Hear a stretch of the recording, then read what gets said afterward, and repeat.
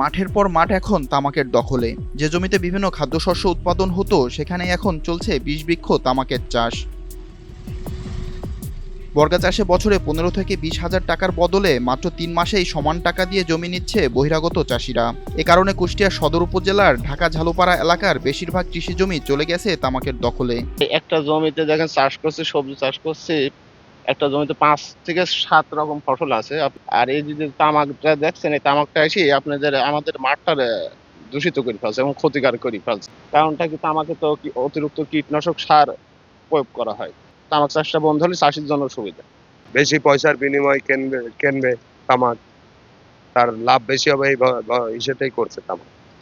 তাছাড়া এই জমিতে গতবার করছে ভুট্টো। সদর উপজেলার বিভিন্ন মাঠেই এখন এই বিষবৃক্ষের আবাদ।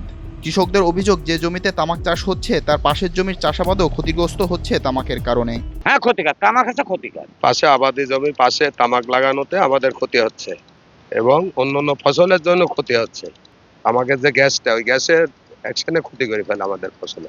এদিকে কৃষি কর্মকর্তাদের তৎপরতার অভাব, সেই সাথে সহজে ঋণ ও সারের প্রাপ্যতা এবং আগাম পুঁজির লোভে অনেক কৃষক তামাক চাষে ঝুঁকছেন। এছাড়াও মাত্র 3 মাসে বেশি লাভ এই চাষকে আরও আকর্ষণীয় করে তুলেছে। তামাক চাষ বন্ধে দ্রুত পদক্ষেপ না নিলে শিশু থেকে শুরু করে সব বয়সী মানুষের স্বাস্থ্যই হুমকির মুখে পড়বে বলে জানান কুষ্টিয়া জেনারেল হাসপাতালের কর্মকর্তা। তো ডাক্তার হিসেবে প্রথমে আমি স্বাস্থ্যের দিকটাই বলি, স্বাস্থ্যের ঝুঁকি। হ্যাঁ, এটা সরাসরি ইনহেলেশন হয়, যার কারণে একদম নাক থেকে শুরু করে একদম ফুসফুস পর্যন্ত, হ্যাঁ, সমস্ত জায়গায় প্রদাহ এবং ঘা হওয়ার সম্ভাবনা, এবং সেখান থেকে ক্যান্সার।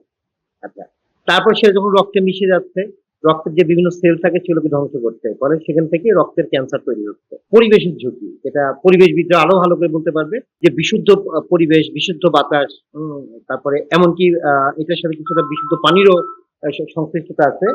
জনগণ এবং যারা এগুলো চাষ করছে তাদের স্বাস্থ্যের ঝুঁকি, এগুলো সম্বন্ধে তাদেরকে জনসচেতনতা বাড়াতে হবে। তাদের যে লাভের অধিক মুনাফার যে ব্যাপারটা আমরা প্রায় শুনি, এগুলোতে যেন তারা উৎসাহিত না হয়। চলতি বছরের চূড়ান্ত হিসেব না থাকলেও তামাক চাষে কৃষকদের নিরুৎসাহিত করার কাজ চলছে বলে জানান স্থানীয় কৃষি কর্মকর্তা।